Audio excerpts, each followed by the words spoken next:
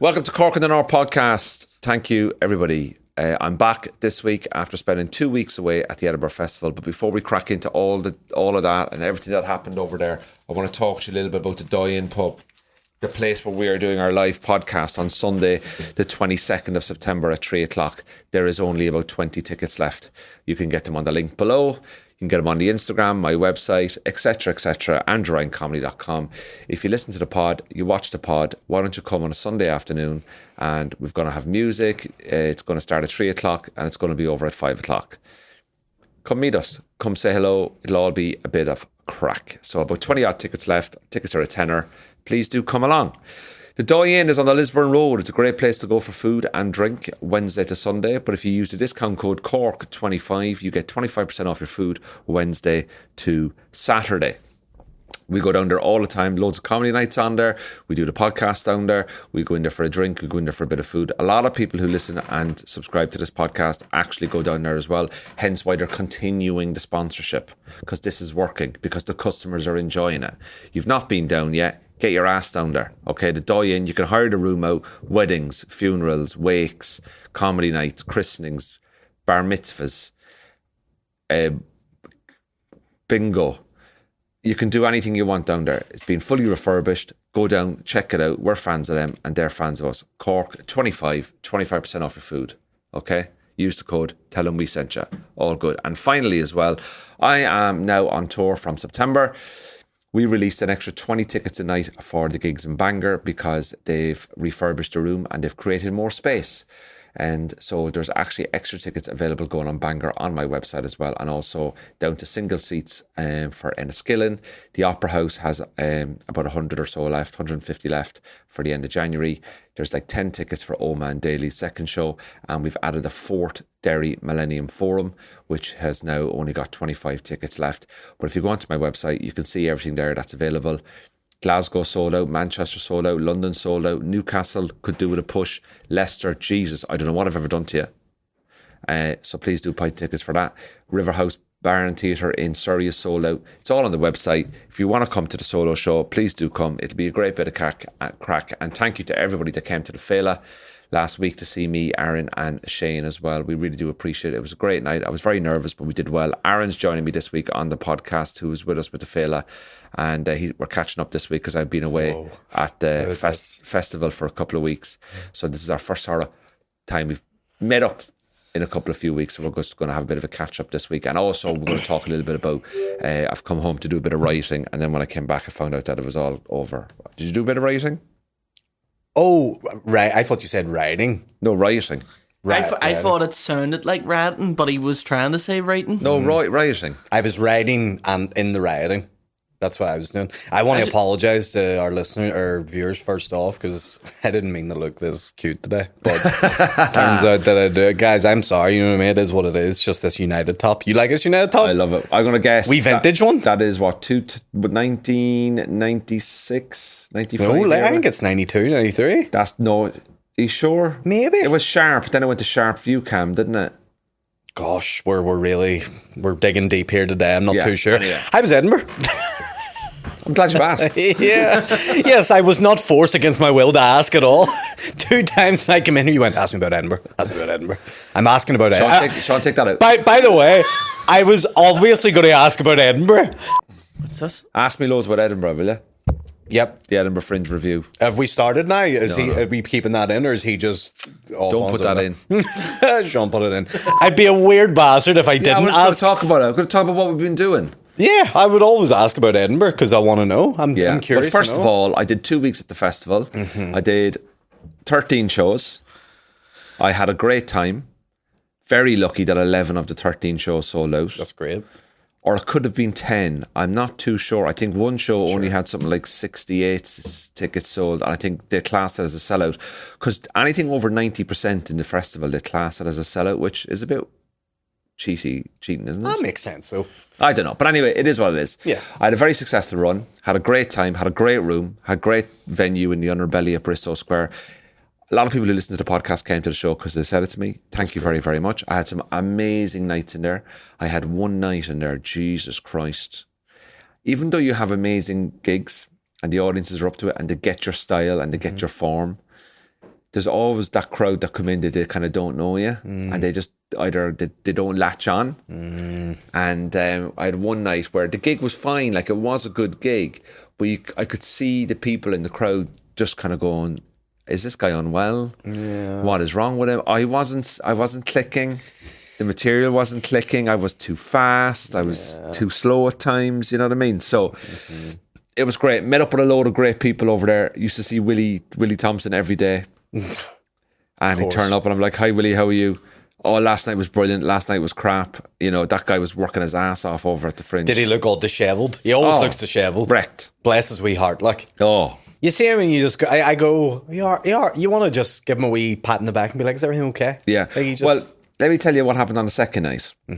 So on the first 2 nights of the festival are preview shows. They're classed as preview shows, which was Wednesday, Thursday, and then the festival officially opens on like the first Friday, right? So preview shows, tickets are really reduced. There's not a lot of people around. It's midweek. People are just running the shows out, getting in tune with all the tech stuff, getting to know the venue, getting to know the staff, introducing yourself to people and stuff like that. And, you know, I had about 30 people in, I think, the first night. I was in a 75-seater. Afterwards, met up with Willie. He said it was okay. Second night, we went in and we did it. And then I saw Willie and he come out and he was just dead behind the eyes. And I was like, "What's wrong?" Because he said, "Oh, it was just awful." Now, we all have bad shows. And he was like, "Oh, it was bad, it was bad, it was bad." And then after about 15 minutes, he was still going on about it. And I pulled him aside. I said, "Willie, you're a very good comedian. Okay? You're doing really great stuff at the moment. You're flying. You're going to have it, like. There's going to be nights when they come in and they're going to stare at you. This isn't Lavery's or tour support or a gig in Dublin or gigs in London. This is an arts festival. They're watching 5 or 6 shows a day. They're comedied out. They're coming to watch shows. You're not going to get what you think you should deserve in terms of reaction." And I suffered with that as well at times, you know? But yeah, and then I sent him a voice note the following day to kind of like G him up and be like, "Willie, you're brilliant. You're smashing it. Come and check in with me tonight after a gig." He went off. He made a few changes to a show. Saw him the following night. And I said, "Go out and smile. You know, hey, hello, how are you? Thank you so much for coming in. Be warm." And yeah, I think he made a few changes and he was happy then, you know. Not down to me. I'm just saying, like, you know, just like... You can't just... It was down to me. It was all down to me. Not down to me. After he just did a 5-minute explanation on what he did to help him, he's like, "Nah, nothing to do with it. There's no big deal." Listen, awesome. did it make a difference? Did it not make a difference? Am I responsible for Willie's who can success? Yes. Yes, I am. So he's flying out. I took him under my wing. Padawan Willie. Yeah, it was a great... do you know what? I really enjoyed it. And I was staying out in Leith. I was renting a room off a girl called Lisa. She was lovely. And I had a room there and a parking space and everything. And then the first day I arrived and somebody was parking in my parking space and I was ready to go, like. Yeah, ready for war. I was ready for fucking war, you know. Prepared for peace, but ready for war, you know. Yeah. So you drove over? I got the ferry over, yeah. And I got a free coffee on the ferry as well because this guy goes, "Oh, are you Andrew Ryan?" I was like, "Yeah," he gave me a free coffee. Unbelievable. How good is that? Nice. Perks, mate. Who needs the Fringe? So yeah, it was great. Shane Todd had come over. Apparently you, Shane, Vittorio and Ryan Cullen did a very dirty podcast that I've yet to hear. Why? What do you mean? Who told you that? Shane told me yesterday. He said, "You boys got wild. You boys got loose." Yeah, I did text That's Shane. not like you. I did text Shane to say, "Did I say anything in that?" I'd say that's you under the influence of 3 young bold boys. They're a bad influence on you. They are. Andrew. Yeah, I'm trying to be like the sophisticated, mature one, like, and then they're all going like, all telling jokes about fucking missing kids and stuff. The photo of you 4 doing the podcast was funny. Like you look like you would rather be anywhere else in the world. I was tired, like I was very tired doing it. Do you know what I mean? Like I was tired doing it. Like it's one of those. Can we do a pod at this time? It's like fuck. Right, I'll do it. And then you get in, and it was really hot, and you know, it was good. It was really, really good fun. Like it was a really good month. Good 2 weeks for me. Feels like a month, I bet. I'm fucking delighted I came home, man.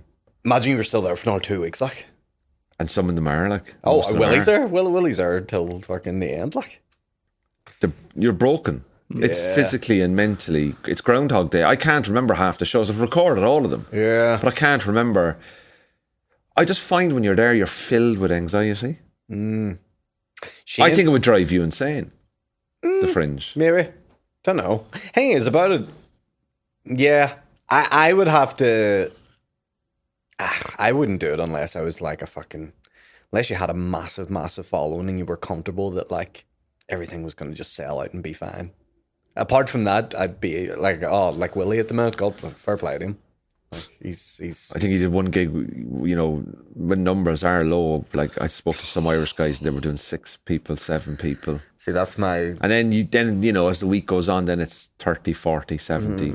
It fills up but everyone goes through the trenches. You have to kind of go through the trenches. I know. You're coming out of a gig and you're not feeling great afterwards and you have to walk home and you're walking past all these posters and it's like 5 stars, award-winning show, and you're like, fucking everyone's won awards. People are creating awards just to say they've won an award. There's a bajillion shows and posters and it's everywhere. It's very stimulating. And there's some fucking lunatics there. Yeah. Apparently there's a show going on somewhere in one of the big venues that's so bad people are going to it because it's bad. Because it's bad. That makes sense though. That's like something I would do. Yeah. And it's like, it's supposed to be an hour. It's coming in at 24. Me and Dave minutes. Elliott actually did that when we went to the Fringe 2013. There was this comedian on that was like, we'd seen him do like a compilation show spot, like 5 minutes. He was fucking terrible. And Dave was like, here, we should go watch his full hour. And I was like, yeah. And we went and it was like me, him, probably a room of 16 people or whatever. Oh, it was the worst hour of comedy I've ever seen. It wasn't even comedy. Like the guy's not doing it anymore. He was some guy from Australia. Oh, it was funny. Like funny for all the wrong reasons. Was the first letter of his name P? No. Was it that one? No. Okay. It genuinely was. I'll tell you if it was. I'll tell you who it is. Genuinely, I could say his name to you and you'll go, who? Because he was literally just like a guy who was just fucking about, like just trying to do something. And he just, he was a weird little dude. But yeah. Kind of feel for stuff like that as well. But you do. But here, my anxiety comes from, oh fuck, I'm that guy. I'm probably fucking, you know what I mean? Because we're all fucking just trying. Doesn't matter how well your show does. The following night, you're right back to square one. Like, You'll never be the fucking worst person at the Fringe.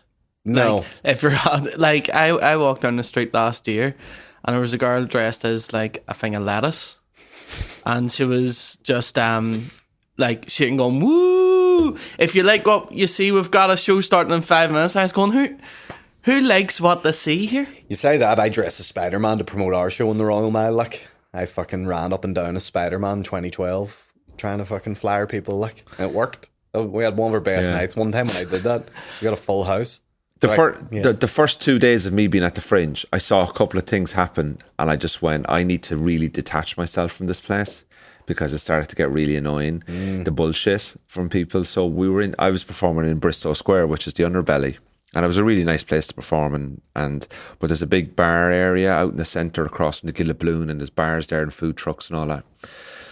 And I'm just kind of like sitting there one night at like 6 o'clock, and my show is at 6:45, and Willie would always come up around 6 as well, and we would always sit together 20 minutes before our show. We'd sit on this little bench, and the two of us like two old men just going, how many have you got tonight? And like, how many have I got tonight? Well, listen, Willie, have a good show now.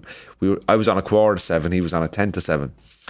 So we obviously all crossed over. But I was sitting there one night, and this woman was going around flyering, and it just had that air of sort of like selling something that I don't think she believed in.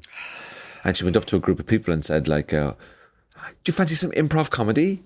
And this guy just went, oh, is it funny? And she just went, it is absolutely hilarious. Like, we are so good. We are so funny.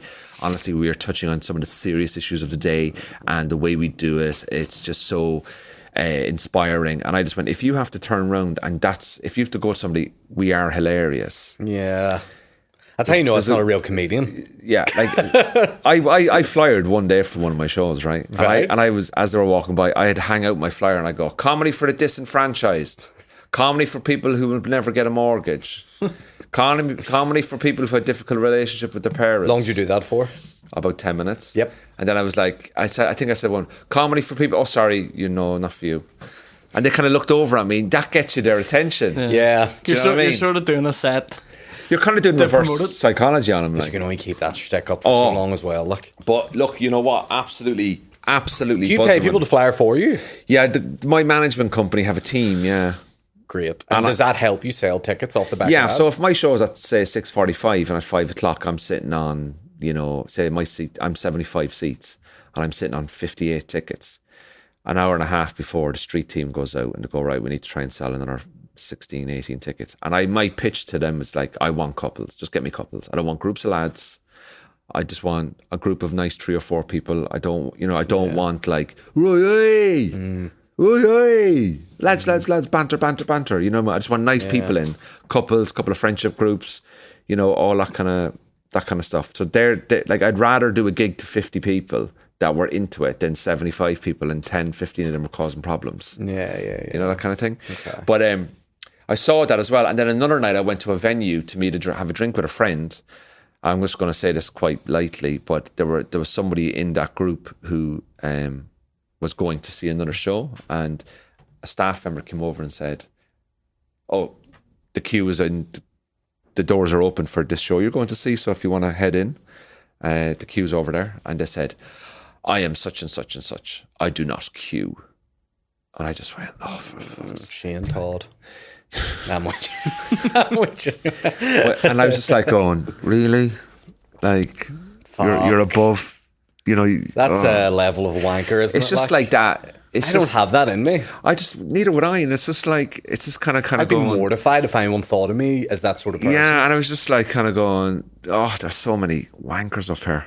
Yeah, You know? wankers everywhere, isn't it? You know But what I the mean? fringe probably maybe highlights Yeah. more of it for you. And like, things like my texts and stuff like that, they're all like 18, 19 year olds, really nice girls and stuff like that. Like, and I would go in and chat to them every day, find out what they were studying. They were doing tech and they were doing this, and you chat to them every day, make the effort, and how are you getting on? What are you studying? Where are you living? And every day you go in, I'd say, look, can I have some feedback from you on my show as well? And they feel really part of it. And like, there's other acts that are just walking in, not even talking to anyone. Like, yeah. and how do I know that? Because some of the texts told me, like, people are coming in, they're just like, can you just do this? Can you just do that? Yeah. I go in a 20 minutes beforehand. Hi, how's your day been? How you getting on? You all good? Is there a show on before yours? Yeah, and the people who were on before me and the people who were on after me were so nice. That's good. The performers. And like, we have our little check-ins, like, well, how was your one? And they were like, oh yeah, really nice crowd, really loud, really quiet. Room was a bit hot today. Okay, how you feeling? Good. Oh, I had a review today. It was only 3.5 stars. I'm like, that's still good, keep going. And they were like, okay, well, Andrew, have a great show. You know what I mean? And like, you build a little rapport with everyone in your It's a different world out there, though. Like, it's a twilight zone. Yeah. Like, because you're just so in the fringe that everything else outside of it, you're like, it's like a bubble. Oh, it's a complete bubble. I had to genuinely make a massive effort to check the news every day. Yeah. To check my emails every day. See what's happening at home. To check the Q Radio emails every day. To, to message my brother, message my nieces and nephews, make sure I'm ringing Julie every day. And like, I lived a 25-minute bus ride out of from my venue. So I would make sure, so I didn't have to be in, say, till 5:45, right? So I would make sure I would stay where I lived until 5:45, until I got the bus, say, 5:15 or whatever, to get in for 5:45. And I would go to the coffee shop and I would have my routine that I would kind of have here. Yep. I brought my car, I played golf, I brought my gym gear. I did my other life work around the festival, and then go, right, just going to go in now and do a gig. Just go in now and do a gig. And then I said for the whole month, I set myself a challenge not to use a taxi for the whole 2 weeks. Have a guess how many taxis I'd used in the 2 weeks. And I was on a bus route. Have a guess how many taxis I used in the 2 weeks. 14. 14. That means he would be getting, on average, more than one every day. That's a terrible number. What do you think? 3. 16. Why'd you get so many taxis? So after about 3 days, I fucked the bus off. The bus was £4. Listen to this. The bus was £4 and an Uber was 9. Oh, just get an Uber then. Yeah. So what I would do is I'd get an Uber up, do my show, and then I might have to go to another part of Edinburgh to do a show. So just get an Uber across. So I had about 16 Ubers. To be fair, that's fine. Yeah. You know what I mean? It's all taxable. But I was like, for an extra £5, the comfort difference. Not having to sit in the fucking rhetoric of the people, and Yeah, do you know having what I to mean? wait and having to fucking Yeah. I'm Andrew Ryan. I don't do queues. And that's Or buses. I was contributing to the local economy, Sean. That's true. Yeah, the local Uber. But yeah, that's the way to do it. That's what I would have done. Oh, Yeah. fuck, I didn't hear of any like meltdowns. I didn't hear of any drama. Not yet. It's too early in the Yeah. run. You give it third week. third week, there's people breaking up with their wives. That's why. You go into the third week, and like there was days like where my show, like it worked, and then there was bits that wasn't working and stuff. And I'll tell you a story. I'm not going to say which show it was, right? Because every audience was lovely. Every audience was great, and I'm delighted you came in. But do you know, and if anyone's ever been to comedy, or they go to comedy gigs, or they do anything, when you walk out at the start of the show, bear in mind, like this is just a straight hour. I don't talk to the crowd apart from, just to let you know, guys, I'm not talking to you. And that would kind of get a bit of a laugh. And then I'd kind of pretend, but I never asked anyone their name for the whole 2 weeks. I never asked one person what their job was for the whole 2 weeks. Not interested, right? You kind of do that at the Empire and stuff like that. But I walked out one night in good faith, right? And in an honest capacity. And I grabbed the microphone stand and the room was full. And I just went to the crowd. Good evening, everyone. How are we all doing? All good? Silence. Except for one person who then copped on that there was silence. Went, well, hey. And I just went, and that then made it more awkward. So I went, that person obviously goes to comedy a lot and realizes like the first 3 minutes or 4 minutes of somebody coming to see you is, and if they don't know you, like they could be just people from Edinburgh, just take a punt on this guy or whatever, right? And I picked up the microphone stand and I just panicked and I just went, okay, only one of you, lovely. And then that kind of got a little bit of a recognition laugh. Put the microphone stand down, and I've got this line now that I use, right? And I just turned round to them and I went, full disclosure, I'm in great form, right? Just that's the start, right? Silence. And then I go, first joke, 0. Second joke, a bit. So now I'm using, okay. I've been on here now 30 seconds, 45 seconds. I actually feel the room is empty. I start the first bit and the first punchline of the first kind of segment, it gets 20%. And then I just went, okay, we're in the trenches. That's the reality. We are now going to build this, baby. We're going to build this from the bottom up. I'm rebuilding the Twin Towers here.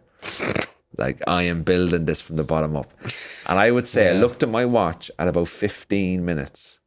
Your hour was done. And I was like, okay. And when I tell you, instead of retreating into a shell and lowering my energy, I over-exaggerated.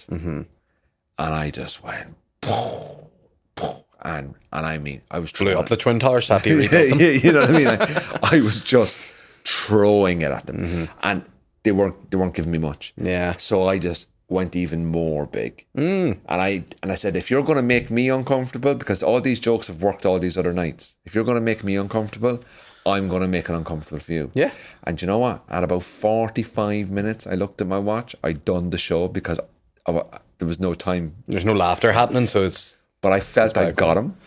Yeah. I got him from like a -5 to like a level par. Yeah. From -5 to 0. I wasn't like 3 or 4-0 up where I was like, this is just brilliant fun. It was like, right, this is now respectable. Yeah. And then I walked off and I just remember trying to take my t-shirt off. The sweat. And I was like, whoa. And then my agent was there. He didn't come to that show, but he popped in. He went, well, how'd you get on? And Agent Andy. Yeah, and I just went, yeah, that was one of the trenches tonight. He went, welcome aboard the ship, like, that's it. That's how it works. Yeah.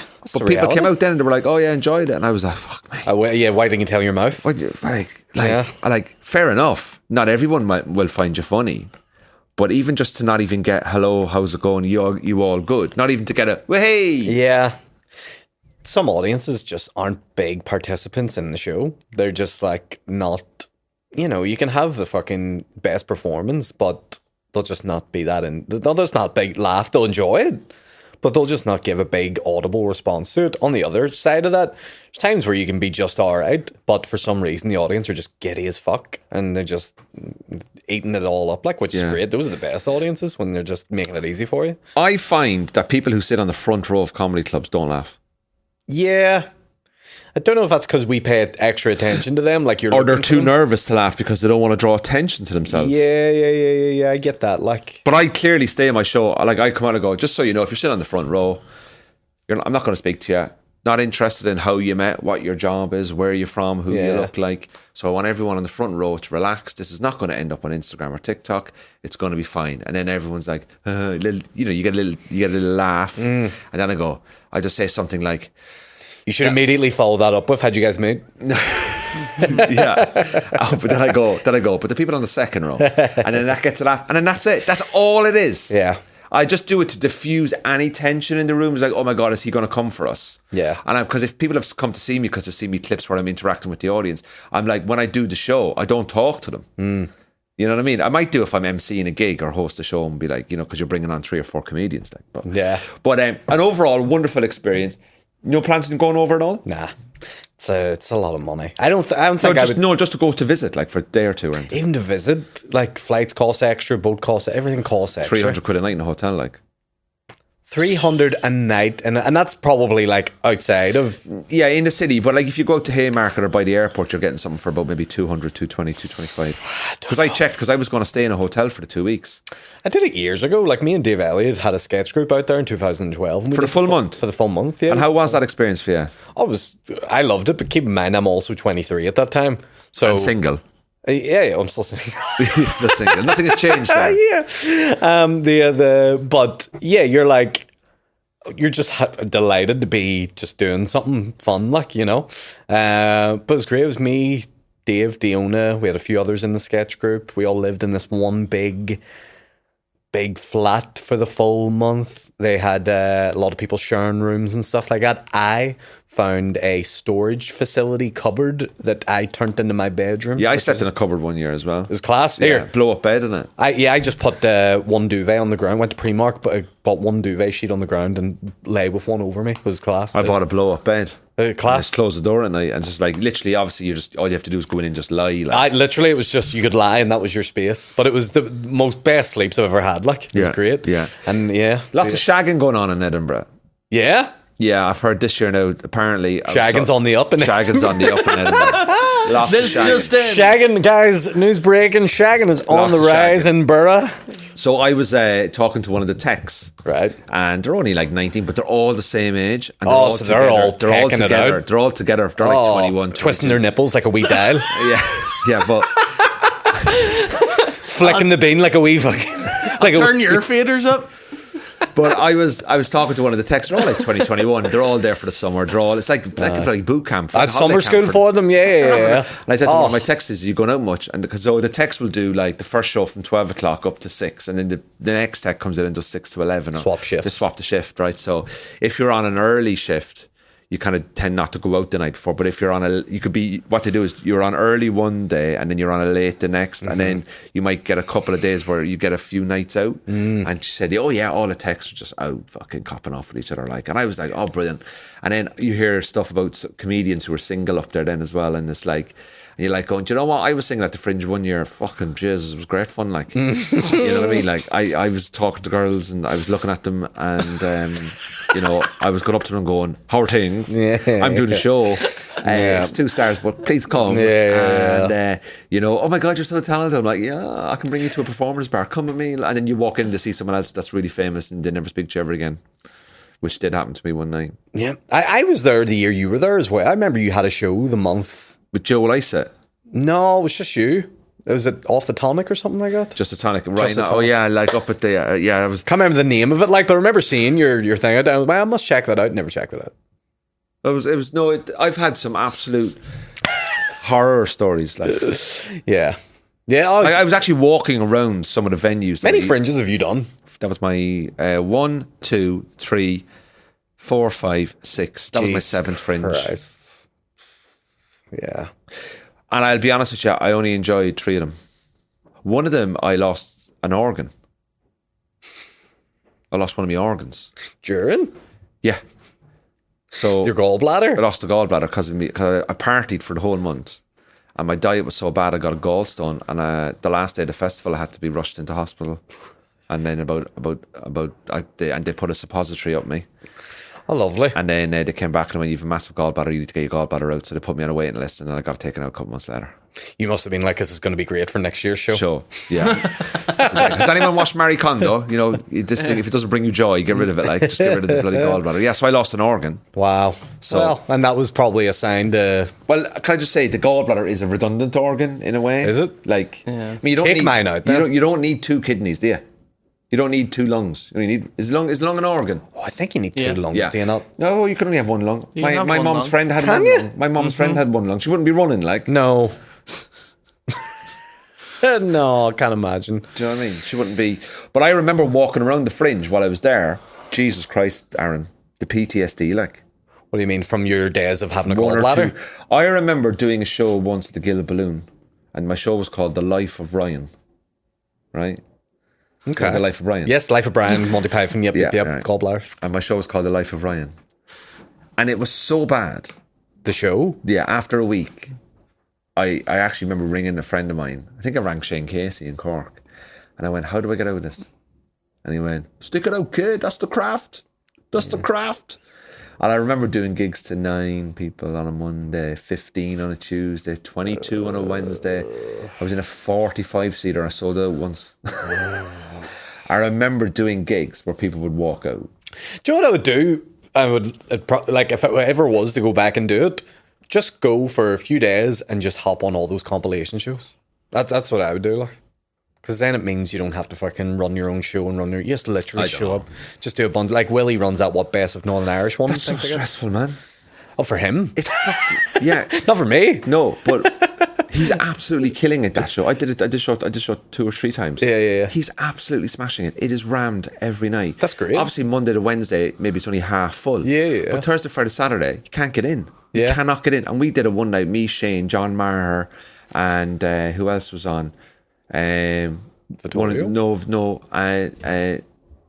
And the amount of people that came up and were like, oh, I see you guys in the podcast, and I'm from the north but I live in London, I come to the Fringe, and it's like their first time to come to see us actually live, and the gigs were great. And I, obviously because it's the Best of Northern Irish, I was going on and I had a joke about being from the south on the Best of Northern Irish and all this kind of stuff. And I kind of said something like, well, the majority of people in the UK don't know anything about Northern Ireland, so you might as well you probably think I'm from the north. You know what I mean? Like, I was doing something like that. But Willie was smashed. That gig is flying. Oh, yeah. It looks class. And he's emceeing it every night of the week. Great. And he's absolutely nailing it. Like, He should be filming all of it for crowd work clips, like, if I he think was, he's filming some, yeah. if he was doing right. Like. Yeah, but like it was great to see so many comics do really well. Mike Rice is flying it. Yeah. Chris Victorio's Kent, out there doing his crowd work show. Of course, obviously Victoria's killing it. Chris Kent is killing it. Great to catch up with a lot of comedians I hadn't seen from London. Carl Donnelly, Jack Skipper, a lot of the Irish people from the south, Martin Angelo, Shane Byrne. Yeah. Loads of really, and I had 3 nights out. Proper nights out. Yeah. And I was buzzing. I was home no later than 1 a.m. And then I was talking to some people, how'd you get on last night? Oh, 4 a.m, 5 a.m. Because the comedians' bars are open till 5. You get a pass, to go into like the Abattoir or Pleasance, Brooks Bar, or you go to the Assembly Club Bar. Yeah. And they're open till 4 or 5. And I had nothing good's happening there after 12. Like, Eddie Izzard was with me. Did I tell you about Eddie Izzard? I've not told you that. We're sitting at a table in a bar and Eddie Izzard is just next to me. He's the one that doesn't wait in queues. No. Well, it wasn't him, but guys, make the link. This right. Oh yeah, you don't know, yeah. So it wasn't her. Sorry. Does he go identify as her? Well, he was in Is her form? her form, yeah. So Okay. So and he was just she was just there next to us. Great. So it was good. It was really good. I saw some really, really cool people there as well. Margot Robbie was there. Margot Robbie She was was on there? Cowgate, yeah. There's pictures of her all over Instagram on Cowgate. Oh, stop it. Yeah. Stop. She DM'd me. She was trying to come on my show, but sold out. Oh, Margot Robbie was there. Fuck me. Loads of like sports. Dermot O'Leary was going to loads of free shows, and Yeah. like there's lots of people like just Flooding. come up. Like you don't know who's in your crowd. Like, Yeah. Did you cook for yourself while you were out there? Or did you cook one meal. One meal? I had breakfast, like as in toast, but I didn't cook like a pasta, like, or I didn't do like a ravioli or stuff like that. Like, Yeah. I was very lonely as well. I was quite lonely at times there. Oh, you should phone me. No, Okay. When I was there, I didn't get to enjoy it as much as I could have because I had to. were you drinking at the time? Have you ever drank? No, you never never drank. drank, Yeah. yeah. Sorry. The issue was, Have you ever been like you know, have you ever drank by accident? No. No. It is a fear though, because you'll send, like, especially maybe in like when I was in my early 20s or whatever, and you send like your mates in uni to drink, and they're like, "I get you a Coke, mate," and then they come back with this big glass of Coke, and you're like, "Is there vodka in this?" Like, you're But just how would like, you feel if you did drink? what do you And mean, would you how be? would I Are feel? you like a vegetarian that if they accidentally eat meat or something? Or Well, I mean, it wouldn't be the end of the world or anything like that, but have you ever tasted it at all? no, I've had a non-alcoholic Guinness and beer and whatnot. What do you think of that? Oh, it tastes awful. Yeah, but it's an acquired taste. It takes time to get It is an acquired taste. It takes time. You know, I don't you have like like 10 of them and then I you don't have like the taste, acquired like. tastes. I don't like coffee. I don't like anything. I like what I like. You're a weird guy. I know I'm a weird guy. But yeah, I'm trying to do a bit of material at the minute around not drinking and things like that. I'm trying a new bit tonight, a change show, to try figure some stuff out around it. But no, when I was at the Fringe, like, so I'm 23, and it was like, I think our show was at like 6, ended at 7, and like could have been out partying loads because I was good age and stuff for it. But I had got offered a West End audition as I was at the Fringe that I had to leave the Fringe for a day at the very end for, so I couldn't like do it. I was so like focused on like audition prep and all the dancing. Did you go to and London or and- something? Yeah, I had to go to London on the 26th or something like that, and then fly back one day in, one day. Yeah, it was crazy. How did you get the part? No. Book of Mormon, was it? Yeah. Yeah, you didn't get it. Yeah. Because if you did get it, you wouldn't have stopped talking Wouldn't be about here. it. You wouldn't be here. Yeah. Life would be good. I saw in 2000 and in 2011 at the Fringe, I saw someone die. Right? Yeah, very sad. So I was sharing an As a apartment. performance piece or something? No, I was no. No, I saw. So basically, what? It is like some artsy thing Yeah. a fucking Yeah. London student would do. Come watch me die on stage live against the anarchy. Or something like that. Yeah. Fight the patriarchy. Watch me kill myself. Yes. Daddy's giving me a grant. Yeah. The show is hilarious, darling. It's hilarious. Me and Humphrey and Benedict are just having a really good time. We're really trying to find ourselves here while Mum and Daddy are in the south of France and Monaco. They're funding this £10,000 from the Guardian. There gives is that 2-star stuff, review. isn't there? Huh? There's bound to be shit like that as well. I think just fucking for the loads of next them. year, I'm just going to top myself. Yeah. Just stop oil. Ugh. What is oil anyway? Yeah, So I was sitting in my kitchen in my flat and I just heard a scream and I looked out the back courtyard. Wow. And what are you laughing at? Sorry. Because it's you. That's why it's just funny as it's you. So I look out the back courtyard and there's a guy probably in his mid-30s just screaming. Quick. He's like screaming. He's going wild. He's banging doors. And I thought, first of all, I probably thought, oh, this guy's drunk or he's a drug addict or something. You know, like I don't know what this was. I couldn't kind of figure it out.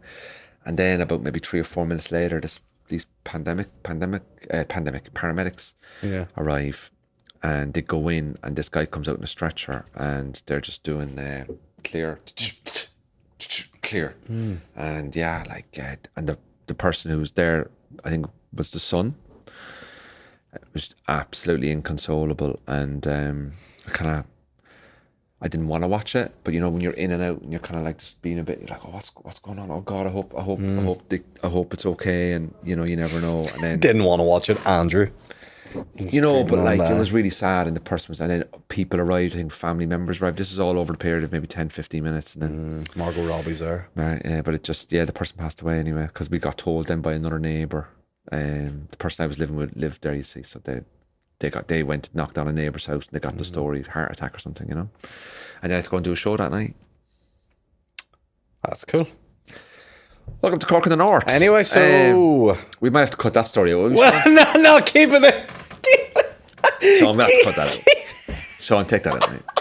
That was an absolutely awful Sean, story. see when you're making the clips this week, just make that with no punchline, no ending, just literally a guy die. Oh wow! Fuck my life, mate. That's so uncomfortable. That was the most uncomfortable. By the way, I didn't help at all. I refused to get could involved. have given me something. I was giving you absolutely nothing because I was like, I was going to let this play out and see how it goes. I was expecting some We just sort of watched 2 people interaction. die. There we go. He's back. New material tonight. Banger. Shane Todd. The You're killing me, man. Fuck's sake. Anyway, But yeah, it's good to be back, lads. what about the riots? Huh? Yeah, well, I was watching that when I was over there. Like, it was a bit. Scotland obviously have no rights because they're all well right. controlled. How was it where you live and stuff? There's Sean, nothing- did you get anything? Well, on the Woodville there was like a car that was ran into an estate agents. So Because that's really what's going to fix the issues, isn't it? Smashing up estate agents and stealing JD Sports fucking trainers, like. Silly. Did you see any of the marches at all, like the protests in City Hall and stuff? Did you go down to them? No. I just find it baffling that people from here are upset when other people come here when this plays. I can understand people have issues or stuff like that, and I get it, but people left here because of war. Yeah. What about and now people are coming here because it's safe. Yeah. And yet there's Northern Irish people from the north, living in America, Canada, Australia, living over in England, living down south, living in Scotland, living in Wales, and they fled because it was safer to go somewhere else. And Yeah. I think people are just unhappy and they're taking it out on the wrong people. Yeah, there's definitely that. The best thing that come of all of it was that interview that Stephen Nolan did with that local guy on the Facebook video. He's What was like, that? have you not seen this? Really? He's like, I'm not racist, Stephen. I don't like black people. And you're like, I don't think he knows what any of these things mean. And he says, why do you not like these people? And he's like, I just don't like them. He says, why do you not like them? He says, because it don't work. And like, he's literally across the street from a guy who got his like business burnt out or whatever. And he's like, but he's working. Like, he had a business. He worked every day. He's built his business up. He works. So do you like him? And he says, no. And he says, so it's not that you don't like him because it don't work. He says, no, it's because it don't work. And you're like, and then he's all like, I like Chinese, but they're all right. You're like, what? This they guy's work. crazy. Do you know what? That person will have a brother, a niece, a daughter, a son somewhere looking at that video going, I know. You're now a meme, like, for I the rest of know. your I life, know. 'cause they're that dumb, like. I know. It is. Like, it's rough, just, it's like, do you ever see like, we often see it on TikTok, the people in America, they go to the Trump rallies and they go, so who are you voting for? And they go, President Trump, right? And goes, I don't like Joe Biden. He goes, why is that? Corrupt. Okay, can you give me an example of the corruption? Freedom. Yeah. And it's just like, I think it is people Bit of who, that. people The internet's to blame for all this. Yeah. yeah. I tell you something, the internet has fucked this world. Like, Oh, yeah. the internet has done some amazing things by exposing a lot of stuff which is needed to be exposed. Yeah. Don't get me wrong. But the downside is now it creates a narrative. The misinformation. And also the misinformation. And people are able to communicate with other people who are like-minded, i.e. people who feel the world is against them. And I understand that. But my interpretation is like, if a person is coming over here with nothing and they're able to build a life, and you've been here all your life and you still have nothing. See, know? we thought cyberbullying was the problem 10 years ago.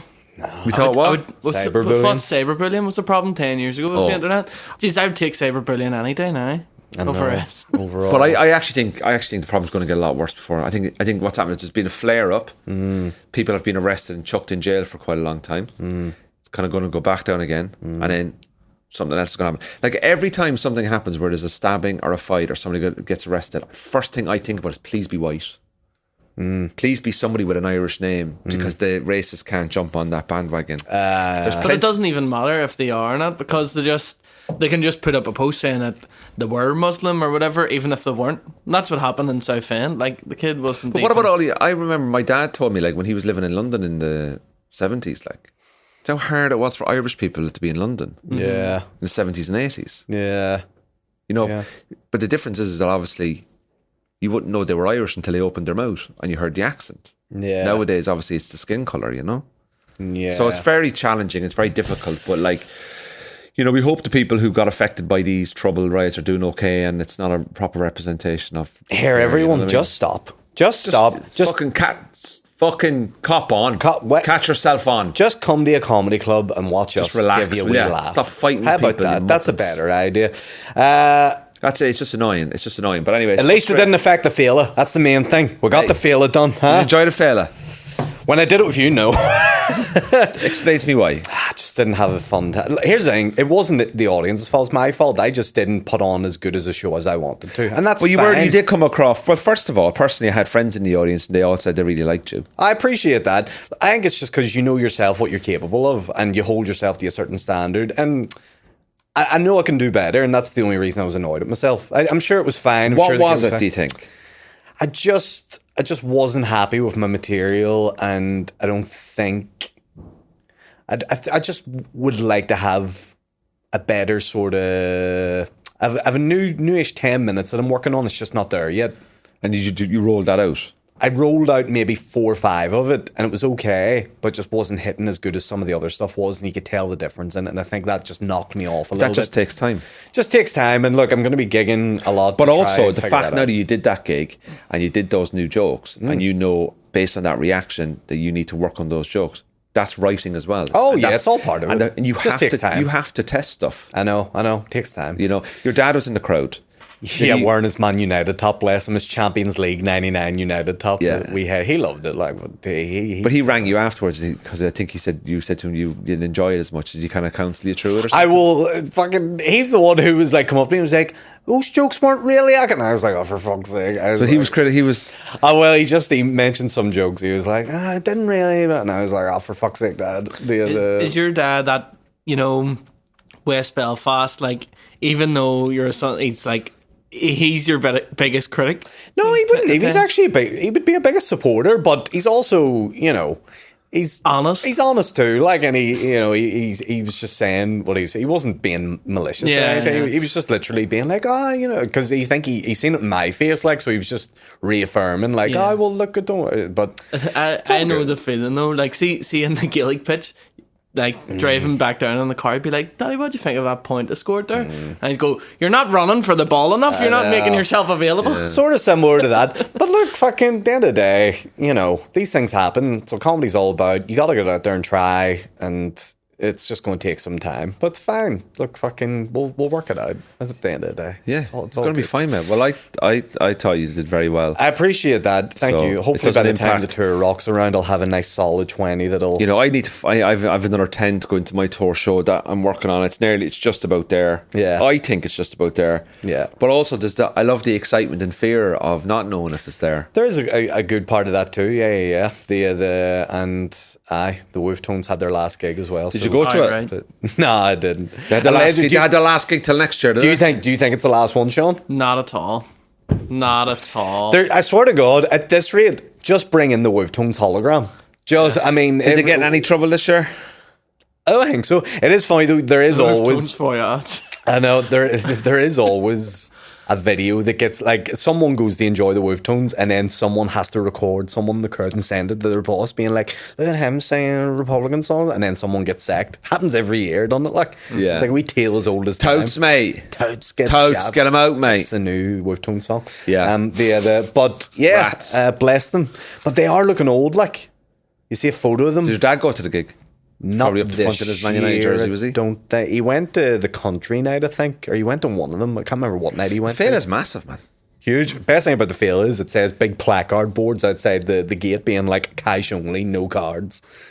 Classic West Belfast, fucking biggest festival in the West, and they're like, nah, cash Isn't only. it the biggest cultural arts festival in Europe, though? Yeah. Is it?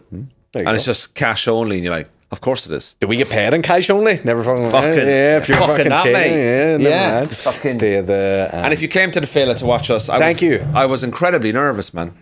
Yeah. At one point, like, I had to leave the room and be like, I need a bit of time to myself.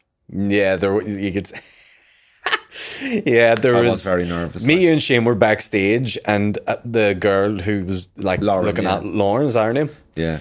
She came around being like, do you need anything? And you went, can I trouble you for a coffee? And Shane jokingly went, Jesus Christ, Andrew, don't be like that. And you then seriously went, oh no, sorry, I'm okay. No, I don't want a coffee. It's all right, it's all good. And me and Shane were looking at each other like, he's mental. We were like, just get a coffee. She was fine getting you a coffee. You're like, no, it's all right, I don't need a coffee. It's fine. My head was all over the place. All over the place, yeah. But I wanted it to go well, you know? It did go well. It went great. They loved it. I watched a good bit of 30-40 minutes. I wasn't as relaxed as I would have liked to have been, and if I did it this week, I would. If I did it again, and it's great. I got a message about coming back and stuff, so I'm very happy about that, you know. But I really, really enjoyed it. But we're back now. We're going on tour in September, Aaron. We are back on the radio. A lot of stress over the summer, trying to get some jokes in order. Very happy with where we are at the moment. Yep. Getting things funnier and hitting the road. And to anyone that's bought a ticket that's coming out, please buy more. Buy tickets even if you're not going to go. We'll do. There's tickets available for some of the shows. Not many. A lot of them are sold out, but there's a few knocking about. Derry, Enniskillen's down to 4. Oh, jeez. Bangor has a few knocking about, and the Opera House as well. That'd be a lovely Christmas present for somebody, wouldn't it? Here, you've got 6 months to get your arse in gear before the Opera House, and that's the last one. And that's it. And then also making a bit of an announcement today as well. Now or after this? After the tour, I'm going to be giving up stand-up for a while, for a good while. You'll still MC and do week gigs. And yeah, you Done. will. Yeah, you I'm will. finishing. No, Finishing you're not. I don't believe that. I'm telling you now. I'm like McGregor. I'm going to be retiring every week. Oh, yeah, exactly. Yeah, you'll be out of No, I'm retirement. actually going to be stopping for quite a while. Well, how long's a while? I think maybe up to 6 months. That's nothing. And you'll cut it short. There's no way. There's no way. Because you'll get offered some stuff and you'll be like, yeah. You know how it works here. Shut up. You know how it works here. You know I'm making a good decision here. I'm taking a break from stand-up to go and live my life. Okay. If you do, I'll give up at the end of January, and then the second week of February I'll text him and go, any gigs going? Yeah. You'll be like, I'm just going to drop in here. I'm MCing Empire, whatever. Are you going to stop MCing Empire for 6 months? I don't know. Well, you just said you were, so... Yeah. I'll tell Jade here. No, it's fine. I'll speak to Jade. I'll speak to Jade. You're such an agent. No, I'll speak to Jade myself. I'll speak to Jade. Okay, all right. Well, I'll message Andy. Here, your agent. No. Say all Andrew's corporate Put your fucking phone away. bookings. Jesus Christ. All right. That was a quick 6 months there. But I'm giving up for a while. Okay. I'm going to go travelling. Yeah. Yeah. Whereabouts are you going? Well, I can only take certain time off the radio, so maybe a week somewhere. I'm gonna go travelling, but I can only go for a week. You can't. No, I'm not accepting this from you in the slightest. That is when still you travelling. say no, that is still saying you're going for a drive and you go to the shop. That's still a drive. no. People say I'm going travelling. I'm taking 6 months out. Makes it seem like they're going travel for the entire 6 months. You're just going on holiday. Just say you're going on holiday. The holiday is travel. But don't call it travelling. If you Travelling drive, sounds like you're doing. If you say to somebody, "I'm going for a nice Sunday drive," and you drive down to Tesco and back, and they go, "I thought you were going for a drive," you go, "Well, I did go for a drive." No, that's like me going. I'm going on an adventure. I'm just going to a shop. That's literally. But it is an adventure. You don't know what's going to happen down there. That's like me saying I ran that marathon that time. Oh, yeah, come on. We're still fucking debating that one. But yeah, everyone get tickets to him because he's going away. That's for it now. 6 months. That's the last time you'll ever see me. My mediocre comedy. I'll be like Andrew's taking the place of Hoofton. Oh, yeah, he is. the retirement tour, and then it's the reunion tour. Then it's the I'm back tour. Yeah. One more time, tour. One more time. Last chance. Here it is. Listen, everybody that's tuned into Cork in the North this week, good to catch up with Aaron, talk a little bit about the Edinburgh Fringe and everything that's been going on. Remember, the Die-In Pub, Cork in the North, live show, tickets for the tour. Thanks for people who came to the Fringe. Thanks to people who came to the Féile on Phobal. Appreciate it. Stay safe. Don't be rioting. Fucking stop it. And leave people alone. They're just trying to live their lives. Okay? Thank you, Aaron.